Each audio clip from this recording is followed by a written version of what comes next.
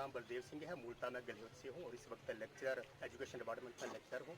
Higher secondary school Mongri में सेवा दे रहा हूँ। और ये हमारी जो है श्री राम मंदिर निर्माण समर्पण ये निधि समर्पण अभियान है। इसमें मैं पंचारी खंड का प्रमुख हूँ, जिसमें 4 मंडल आते हैं।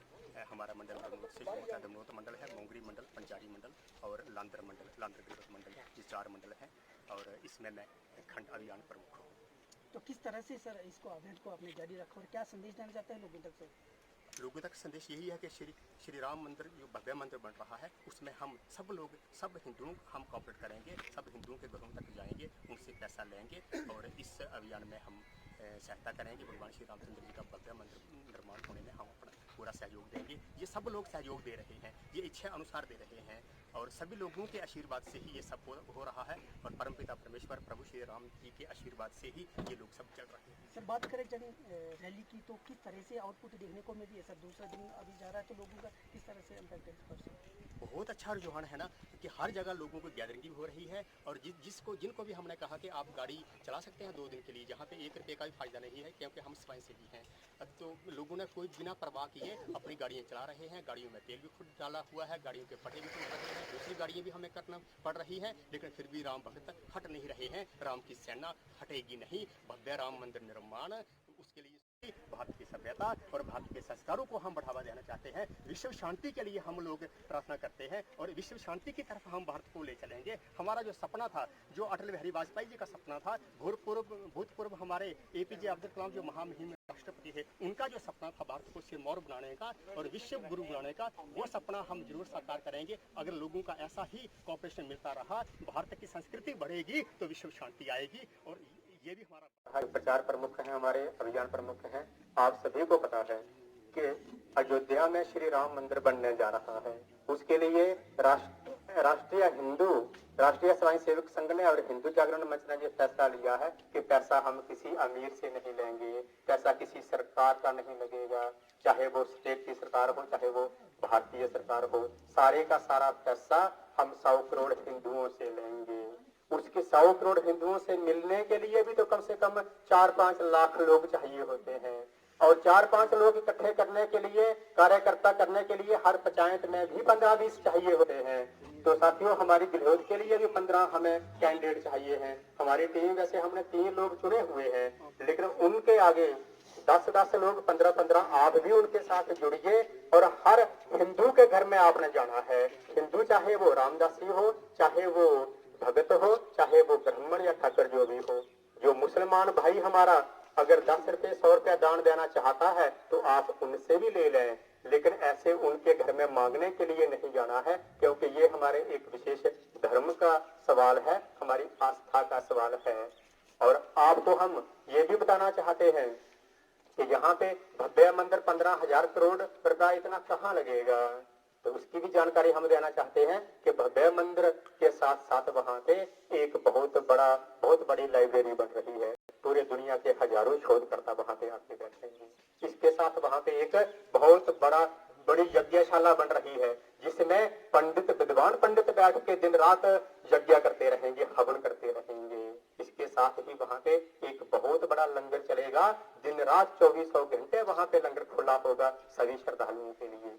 इसके साथ ही वहाँ पे एक बहुत बड़ा थिएटर बनेगा, हजारों लोग बैठ के किसी भी समय वहाँ पे रामलीला देख सकते हैं। इतना कुछ बन रहा है वहाँ पे। हमारे हिंदुओं के लिए ये मंदिर बनने के बाद 5 धाम होंगे। अब तक 4 धाम थे, बद्रीनाथ धाम, श्री जगन्नाथ धाम, द्वारका धाम, रामेश्वरम धाम। अब जो बनने जा रहा है अयोध्यापुरी धाम होगा। इस धाम को बनाने के लिए आप सभी के सहयोग की बहुत जरूरत है।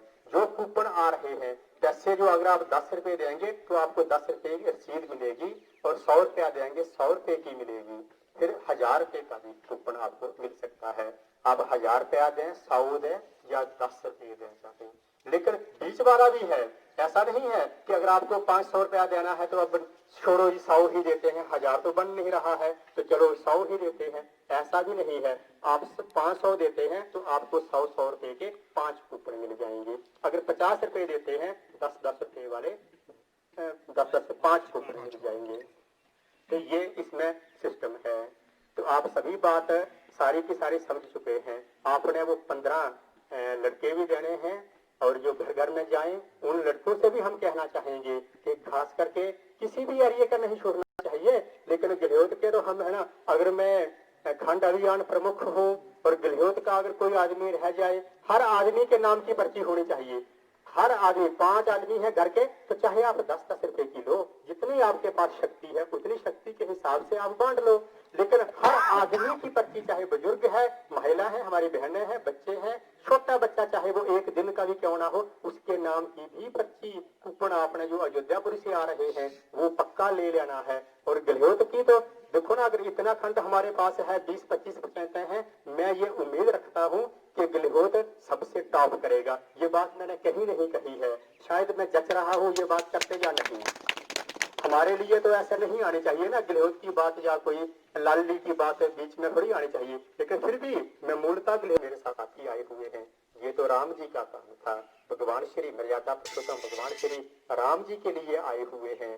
लेकिन मैं यहाँ पे, मुझे खंड प्रमुख निर्धारित किया गया है, इसलिए मैं समझता हूँ कि ये योगदान तो भगवान श्री कृष्ण, भगवान श्री राम जी को ही है। लेकिन खंड प्रमुख अगर मैं था तो कहीं ना कहीं ये मैं भी समझता हूँ कि मेरे लिए भी एक चिंता की विषय था मेरे लिए कि क्या पता कितने लोग कॉपरेट करेंगे कितने नहीं। ऊपर से डायरेक्शन थी संघ वालों की ही, जिस संस्था से हम जुड़े हुए हैं, राष्ट्रीय स्वयंसेवक संघ से, कि 2-3 गाड़ियां कम से कम होनी चाहिए। मैं सोच रहा था कि होंगी या नहीं होंगी, लेकिन जब होते होते तो कई जगहों पे 10 भी हो गई, कई जगहों पे 8 भी हो गई। हार किस लिए? हार इसलिए, ये भी मैं बात बताना चाहता हूँ कि जो लोग अपनी गाड़ियां लेके आए या जिन्होंने उसमें पैसे खर्चे या दिन तोड़ा, घर परिवार छोड़ के समय निकाला, यहाँ पे आधा घंटा कोई चलने के लिए तैयार नहीं है, अगर 2 दिन से आप चढ़ रहे हैं तो सचमुच आप राम के भक्त हैं। और हमने भगवान राम को नहीं देखा है, लेकिन शुक्र है हमने आप जैसे लोगों को देखा हुआ है। आप जैसे लोग हमारे साथ हैं, आप जैसे राम भगत अगर हमारे साथ हैं तो जरूर ही हम यह अपने भारत की संस्कृति को बढ़ाने में, अपने भारत हिंदू धर्म को बढ़ाने में, हिंदू संस्कृति को बढ़ाने में, हिंदू सभ्यता को बढ़ाने में हम भारत को विश्व कवि है गहलोत। इसलिए यहाँ पे हम आपकी क्या इज्जत कर सकते हैं, लेकिन आपको इस इज्जत में हम हार कहलाएंगे, फिर हम फोटो खींचेंगे और यहाँ पे हम अपनी रैली का अंत करेंगे।